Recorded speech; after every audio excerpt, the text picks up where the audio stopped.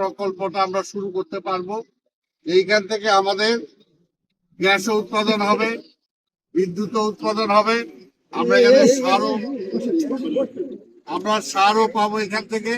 এবং জনগণের জন্য এটাকে একটা পার্ক হিসাবে দৃষ্টিনন্দন, এখন যেরকম খারাপ দেখতেছেন পৃথিবীর বহু দেশে এরকম আছে, এই সমস্ত করে তারপর সেটাকে তারা পার্কে রূপান্তরিত করেছে।